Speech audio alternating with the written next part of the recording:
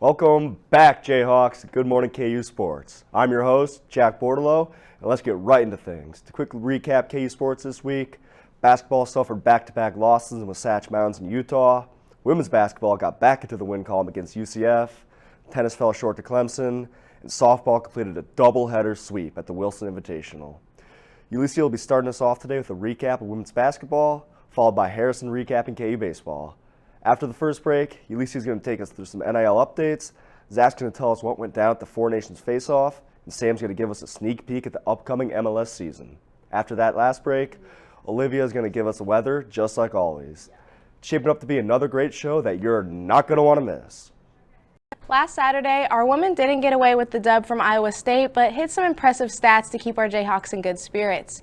Kansas was able to keep up with the Cyclones for the entirety of the game, but Iowa State shot lights out with 50% from threes and 57% from field goals and went back to Ames with a 93-80 win. The Cyclones aren't the only ones shooting lights out because Brittany Harshaw hit a career high of 26 points, going 8 out of 12 at the three-point line. Samaya Nichols also had a very impressive game, not only scoring her 1,000th career point against the Cyclones, but hit a double-double this same game with 20 points and 12 assists. On Tuesday, our girls took on UCF and secured the home win 63-58. Leading scorers were Samaya Nichols with 20, Elle Evans with 15, Brittany Harshaw with 12, and an impressive 11 points from Reagan Williams coming off the bench. The girls used free throws to their advantage, shooting 89% from the line compared to UCF's 45%. Because of the consistent game flow, this is a major factor in helping us secure the lead. Kansas is currently sitting at 5-10 during Big 12 conference play. Tomorrow, the girls face off against the Wildcats once again for a Sunflower Showdown in Manhattan. For this matchup, the odds are against us with a 2.8% win probability according to ESPN Analytics. So the girls need as much support from the Jayhawk community as we take on a 12th-ranked 12-3 Kansas State roster. If you can't attend the game in person, be sure to tune in on ESPN Plus at 4. That's all I have on women's basketball. I'll turn it over to Harrison for baseball. Thanks, Ulysses. It's hard to believe that baseball is back with this weather in Lawrence, but the Jayhawk baseball team is 4-0. The Jayhawks completed a series sweep on the road this past weekend against the Texas A&M Corpus Christi Islanders. Starting on Valentine's Day, the Hawks began 2025 with an 8-5 win in Corpus Christi, ousting the home team in extra innings. The Hawks were playing catch-up most of the game, but the Kansas pitching staff never let the game get too far out of reach. Starting pitcher for the Jayhawks, Dominic Vogel, managed to avoid taking a loss in the season opener, which would have soured an otherwise stellar performance. Vogel pitched 6 complete innings, earning only 2 runs, 5 hits, and a walk, while striking out 7 Islanders, posting a strikeout rate of 30%. Kansas closer Jake Kubler came in to pitch the 10th, securing his first save of 2025. However, the game's story was in the 10th inning rally by Jayhawks outfielders Tommy Barth and Jackson Hogg, who picked up 2 RBIs to secure the road win. KU just kept on rolling on Saturday night where they routed the Islanders 12-1 on the back of an offensive showcase from the Jayhawks. This time it was the infield that had something to say. Michael Brooks and Chase Diggins hit an RBI double respectively, and Brady Ballinger finished the second inning with a 2-run home run to balloon the Jayhawk lead to 8. A couple more runs from 2 sac flies from Michael Brooks and RBIs from Ian Francis, Brady Council, and Dariela Soria helped the Hawks move to 2-0. The single run scored by the Islanders on Saturday would be the last time they crossed the plate the whole weekend. On Sunday afternoon, the Jayhawks shut out the Islanders in an 8-0 win on the back of a 2 RBI double from Dariela Soria and a 2 RBI triple from Brady Ballinger. The cherry on top of the whole weekend had to be on Monday evening when the Hawks took the series finale via mercy rule. The Jayhawks started off hot with a 7-run first inning and didn't slow down there. The third inning ended up being the only inning where the Jayhawks didn't score a run. Dariela Soria put on a scoring clinic with 5 RBIs, a single, 3-run home run, and reaching base on a fielder's choice that drove in Brady Ballinger to score. Jayhawks hope to continue this momentum this weekend as they travel to Stephenville, Texas to kick off a 3-game series with Tarleton State this afternoon. First pitch is scheduled for 3 p.m. The Jayhawks then return to Lawrence for an 8-game homestand, taking on Omaha for 3 games on Thursday the 27th, then Milwaukee for 4 games starting March 6th. I hope to see you all over at Hallgren once this weather gets a little warmer. I know I'll be there. Let's kick it back to Jack. Thanks, Harry. You know, it's nice seeing a KU team win for once. We'll be right back with you guys after this break.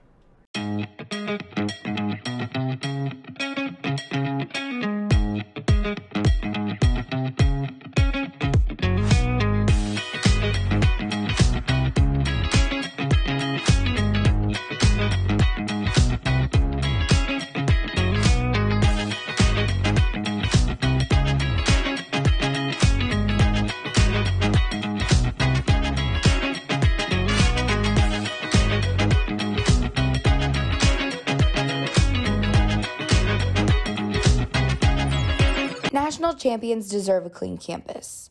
Don't wait for other Jayhawks to pick up your mess. Keep the University of Kansas clean. What can you do in 24 hours? It might seem like a small amount of time, but at the University of Kansas and the University of Kansas Health System, we know that big things often start with small ideas. It starts with a single idea, a simple thought. That's all it takes. Like helium, discovered right here at KU. It's the smallest element of the periodic table, but it powers rockets and cools nuclear reactors.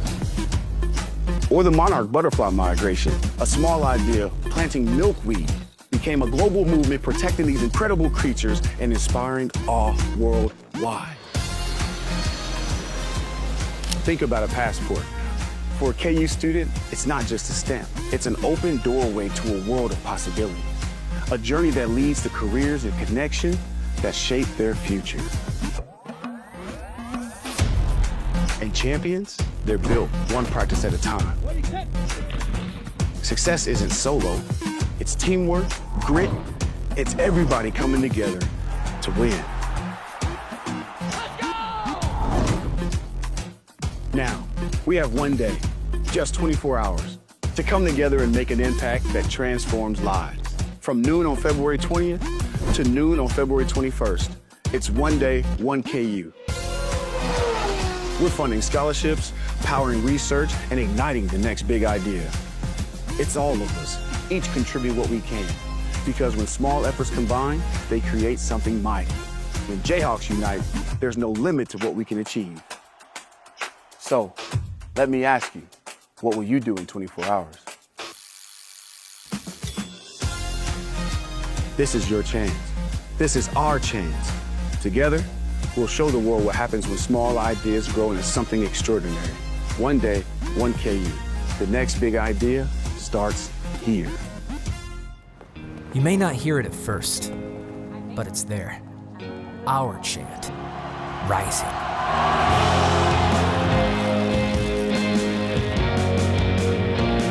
On this summit, callings converge, voices unify into a chorus that sounds out for good, for greatness. Can you hear it? And we're back. Let's get a little NIL update from Alicia. UConn's Paige Beckers has a new job title, joining Dallas Mavericks forward Anthony Davis and TikTok star Charli D'Amelio as the new heads of CeraVe. The brand launched a new campaign video where Paige trained on the court with some dermatologists of CeraVe's hair care brand who are more focused on her hair than the actual basketball. The video features some of Paige's teammates, including All-American candidate AZ Fudd. Beckers adds to her NIL resume, which also includes brands such as Nike, Gatorade, and Chegg. The University of Cincinnati is set to host an NIL event with the focus of expanding NIL partnerships for their female student athletes. This event is said to build off of a previous event called In Her Likeness, hosted by Cincinnati in the past to bridge the communication gap for the new and growing NIL industry.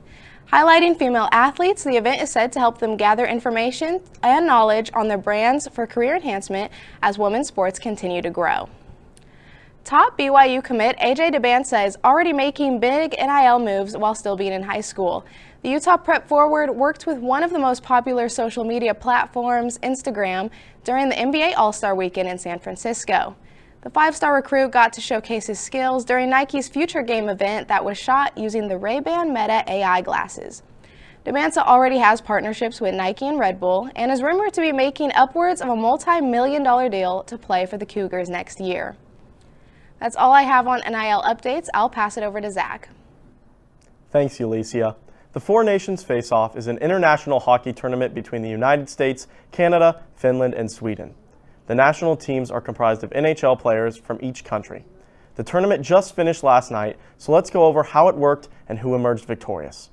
The matches started on February 12th and went through last night, with games being played in Boston and Montreal. The first section of the tournament featured a round-robin style bracket where every team played every other team.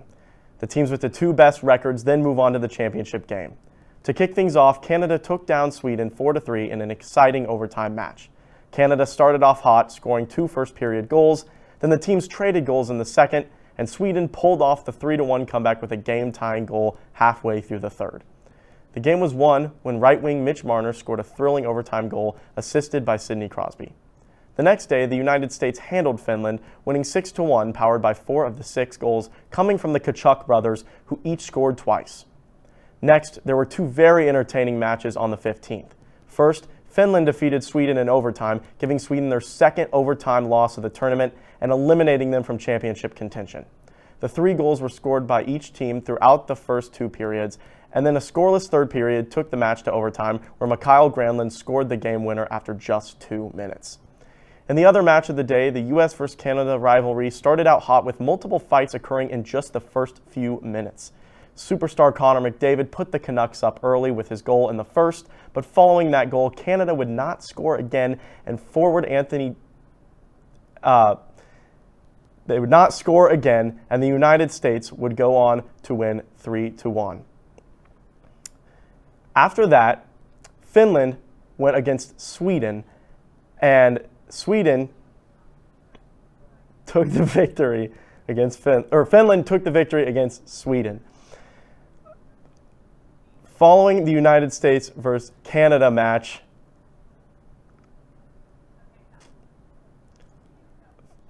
clinching their spot in the championship game, Jake Gensel had an incredible game, scoring 2 of the 3.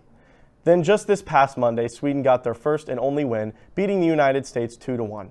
This game had no effect on the final results, as both teams' championship game fates had already been decided. In the other match of the day, Finland and Canada went head-to-head for a spot in the championship game. Canada was dominant early, scoring 3 first-period goals, followed by 1 in the second. Up 4-0 with just 20 minutes to play, it seemed that the game was easily over, but Finland showed otherwise. The Finns scored 3 late goals, including 2 from Mikael Granlund in just 23 seconds. Though their comeback efforts were impressive, they weren't enough, as Sidney Crosby slapped in an open net goal to clinch the 5-3 win and a championship appearance for Canada. The tournament wrapped up last night with a thrilling championship game that did not disappoint. It was truly neck and neck the whole way, with both teams scoring once in each of the first 2 periods. The third period went scoreless, taking the game to overtime. In overtime, the U.S. looked to be in control, having several shots on goal. However, about 8 minutes into overtime, Mitchell Marner set up Connor McDavid with the perfect shot, and he put it in, giving Canada the championship win. Both teams played phenomenally the whole way, making for an incredible match, and Canada gets their revenge and leaves Boston as champions. Next up, let's go to Sam for a preview of the MLS season. Thank you, Zach. What an awesome event. That was really a fun thing to watch. MLS kicks off its 30th season tomorrow with a new team, new faces, and promises of more of those ridiculous MLS goals. Here's the basic rundown. Let's start with where the league left off last season. The LA Galaxy were crowned champions for the 6th time. Messi's Inter Miami fell to wildcard Atlanta United in the first round best of 3. Messi won MVP in his first full year with Miami. Miami claimed the Supporters' Shield with a record-setting 74 points. A raccoon got its own Topps card. A 14-year-old made his professional debut, and a nearly 80-yard free kick was scored. MLS's back weekend starts with LAFC in Minnesota at 3:30. Then there are 6 6:30 kickoffs, 4 7:30 and 2 9:30. And Sunday holds just 2 matches, those being Vancouver at Portland and the defending champion LA Galaxy hosting brand new San Diego FC. All these matches are available on Apple TV. A partnership that started in 2023 is going to run through for a decade. There are some other notable dates and time frames throughout the season. Rivalry week from May 14th to the 18th showcases games like Portland, Seattle, LAFC, LA Galaxy, and Kansas City, St. Louis. Should be a good one there. There's a pause for the Club World Cup and Gold Cup from June 15th to the 24th. The All-Star Game is being held in Austin on July 23rd, and a little later in the month, Leagues Cup starts on July 29th, which is a little complicated to explain in only a few sentences, but just know 4 weeks, 3 countries, 2 leagues, 1 champion. Columbus Crew, the Clips, there won it last year. That ends on August 31st. Decision Day, the final match day where all 30 clubs play at the same time, is October 18th, and the playoffs begin shortly after. MLS has gradually been upping its presence in the market over the years. These are some of the big-name newcomers that got snatched up over the winter. Moving left to right, Ivorian Jonathan Bamba joined the Chicago Fire after 2 seasons with Celta Vigo in Spain and multiple more prolific years in France. Next, fellow countryman Emmanuel Latte-Lath signed with Atlanta United from Middlesbrough for an MLS record transfer fee of $22 million.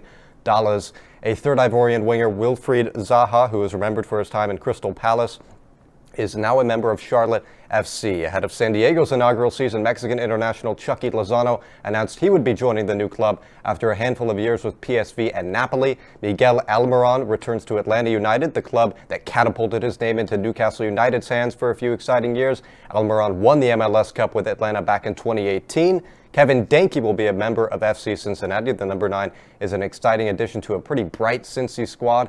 And finally, arguably the biggest name here, given the clubs he's played for, Eric Choupo-Moting is now a member of the New York Red Bulls, who lost last year's MLS Cup final. Now looking at the DraftKings, these are the kits, the best ones this year, a bit out of order here, but I've got a West Coast Trio as my top 3. The nice Portland kit with the Tillamook sponsor there is great. Then bottom there, you've got the new San Diego kit, first year, but not great. And the FC Dallas kit there, just not a good sponsor. Looks like a training kit, really. So those are the new kits for the clubs this season. These are the favorites to win. Again, a bit out of order, but we've got it sorted. Columbus Crew there in 5th. They could be a dangerous team. Of course, they won the MLS Cup in 2023 and the Leagues Cup last year. Miami's got the best chance to win it. Messi looked great in Polar KC on Wednesday as well. Both LA clubs are nearby. Of course, the Galaxy, defending champs, going to be without Ricky Puig for most of the campaign, who had surgery for a torn ACL in December. All right, and so kind of a last note here. The MLS has lasted longer than any top-flight professional league in the U.S. and Canada. Much of the story for these first 30 years has been about survival. The league was nearly folded in 2001. In fact, it was dead. Dan Hunt, owner of the Kansas City Chiefs and FC Dallas, told ESPN Soccer Today in a 2016 radio interview how his father rallied the league back into existence. It was Dan's very first day on the job, November 2001. He was in Chiefs offices with his father and brother. They're having a league call, and it goes out of business. 6 seasons, millions in operating losses, had the closing documents on the table. It was over. His late father, Lamar Hunt, principal founder of the AFL, called back and steered everyone back on board in 48 hours. There were only 12 clubs in MLS at the time, and to think that today soccer-specific stadiums are emerging for MLS teams, and there are discussions of the league's potential to become a top 5 league in the world eventually, maybe not, but is incredible. Certainly several heavy questions hang over the next 30 years, but the opportunity for MLS is immense. Jack? Thanks, Sam. Hope you're excited to see those Messi highlights as I am. Also, it's a shame our USA boys couldn't get it done last night. We're going to take another quick break and have some weather from Olivia after. Stick around.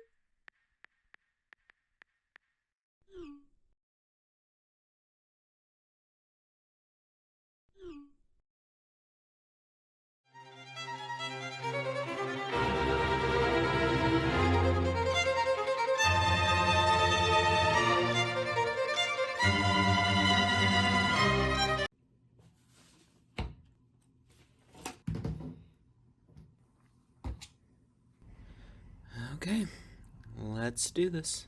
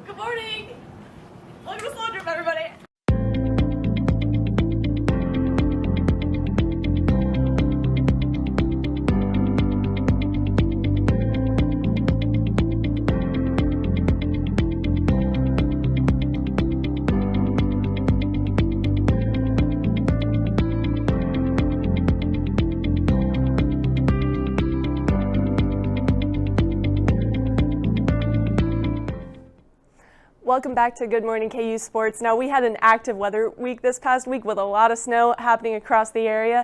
Now, for Lawrence itself, we only got about 2.5 to 3.5. That's what storm reports are coming in at. A lot of the other areas in northeastern Kansas got a lot more snow than us. Manhattan specifically got up to 5 inches for one report. Kansas City was around 3 to 4 inches. But overall, a decent producing snowstorm that did get us off a couple days of school. And that's really going to change this week. And the snow is not going to stick around for long because we're going to have a nice warming trend that we're expecting throughout the weekend and into early next week with above normal temperatures. Now, I'm not saying 5 degrees, like we're looking at 10 degrees above normal. And also, we'll take a look at some low precip chances ahead, but overall it's going to be a pretty dry week. Taking a look outside right now, this is out at Central Topeka. As you can see, pretty clear, definitely still some snow on the ground right now. Currently in Lawrence, it is 13 degrees, feels around 4, so you're definitely going to want to be bundled up as you're walking around campus today. Winds are out of the south-southwest at around 6 miles per hour. As for the high today, we're looking at a high of around 24 degrees. It's going to be mostly sunny. Now, there could be a chance of flurries this afternoon. It's not going to amount to much. You might just see it fall from the sky. And overall, it's going to be a relatively calm day. As for tonight, our lows are going to dip right around to 10 degrees again. It's not going to be as cold as it has been, but feels like we'll probably be back in the negatives. But overall, mostly clear skies, shouldn't be any weather impacting. Now, I've been talking about this warming trend, and just to kind of show you what we're expecting throughout the week. This is from early this week on Tuesday through this coming Monday. And as you can see, our 2 snow days that we had, we were down in the single digits. And yesterday we warmed up a little bit, but really today through Monday, we're kind of expecting more than 10 degrees of warming each day. And all the way up until Monday, we're really looking to be about 10 degrees above average. So it's going to feel like a heat wave, honestly, from what we've been experiencing the past couple weeks being in the negatives for feels like. So this is something to kind of be looking forward to throughout the week, but we still have 2 more days of cold weather that we have to get through first. If you're going to the men's basketball game, we're going to be right around your mid to upper 30s and mostly sunny skies for that game if you're attending. And baseball has a bit of a better forecast down in Texas this weekend. They're looking at partly to mostly sunny skies. Temperatures are going to be a bit warmer down there in the mid to upper 40s and even into the 50s on Sunday, and winds are going to be calm, so really a great weekend for the baseball team. As for all of our other sports, we're not really expecting much going on. Women's softball could experience some rain showers tomorrow for their first day down in Texas. Otherwise, golf is looking to have a beautiful forecast in Arizona throughout the week. And also for the early next week games, our basketball teams are looking to have a good forecast for their games in Colorado and Utah. And women's swim and dive could see some rain chances on Tuesday and Thursday, but they are up in Washington. That's pretty typical for that region.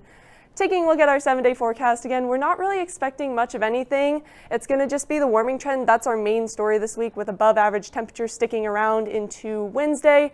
We're eventually going to cool kind of back down to climatology once we get to the end of the week, and we're really going to see that rain chance start to come in on Wednesday with our next storm system. However, it's really far out, and we're not really expecting much with that. So overall, a really nice reprieve from what we've been having the past couple weeks. Jack? That's all we have for today, folks. Make sure to tune into Playmakers today at 12:30 and run it back Monday at 1 p.m. Stay warm out there, Jayhawks. Enjoy your weekend. And like always, rock chalk.